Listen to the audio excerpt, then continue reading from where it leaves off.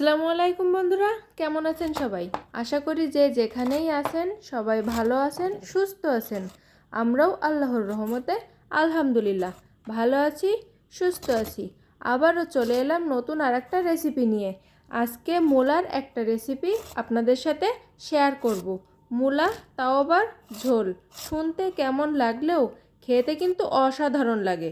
ভিডিওটি না টেনে শেষ পর্যন্ত আমাদের সাথে থাকেন আর দেখতে থাকেন। প্রথমে মূলা লম্বা ফালি করে কাটা হয়েছে, এবার ভালো করে ধুয়ে নিতে হবে। মূলাগুলো ভাপ দেওয়ার জন্য পানি গরম হয়ে গেছে। এবার ফুটান্ত পানিতে মূলা দিয়ে কিছুক্ষণ ঢাকা দিয়ে রাখতে হবে।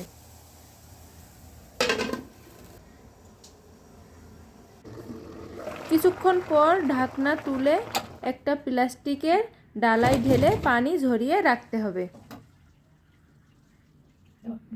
এবার মাছ ভাজার জন্য লবণ হলুদ মাখিয়ে নিয়ে গরম তেলে মাছগুলো উল্টে পাল্টে ভালোভাবে ভেজে নিতে হবে।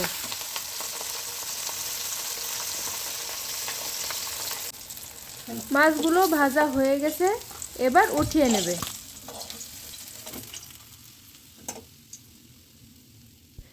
এবার রান্নার জন্য একটা কড়াইতে মাছ ভাজার যে তেল, সেই তেলটা দিয়ে তাতে আরও কিছুটা তেল দিয়ে তাতে পেঁয়াজ রসুন জিরা সরিষা একসাথে বেটে নেওয়া মশলাটা দিয়ে একটু নাড়িয়ে দিতে হবে যাতে মশলাটা পুড়ে না যায়।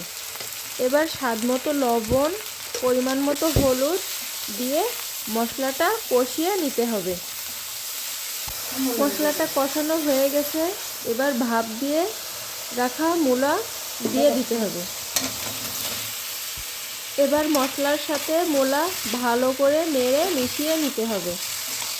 মশলাটা যাতে পুড়ে না যায় সেজন্য সামান্য একটু পানি দিতে হবে।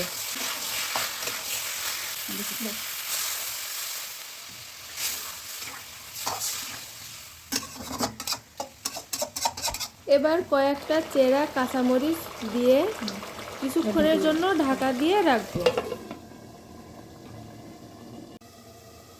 পানি শুকিয়ে গেলে ঢাকনা তুলে আবারও একটু কিছুক্ষণ নেড়ে নিয়ে মূলার ঝোলের পানি দিয়ে দিতে হবে।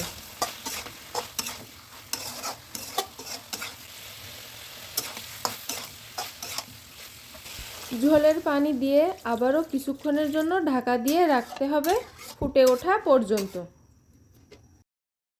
এবার ঢাকনা তুলে ভেজে রাখা মাছগুলো দিয়ে আবারও ঢাকা দিয়ে রাখতে হবে ঝোল ঘন হওয়া পর্যন্ত। ঝোলটা বেশ ঘন হয়ে এসেছে, এবার নামানোর আগে ধনিয়া পাতা কুচি ছড়িয়ে নামাতে হবে। তো বন্ধুরা, মূলা ঝোলের রেসিপিটা কার কাছে কেমন লাগলো অবশ্যই কমেন্ট করে জানাবেন, আর ভালো লাগলে একটা লাইক দিবেন। আমাদের চ্যানেলটা সাবস্ক্রাইব করে আমাদের পাশে থাকবেন।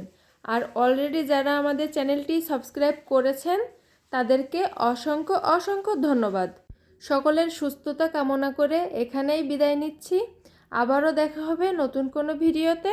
আল্লাহ হাফেজ।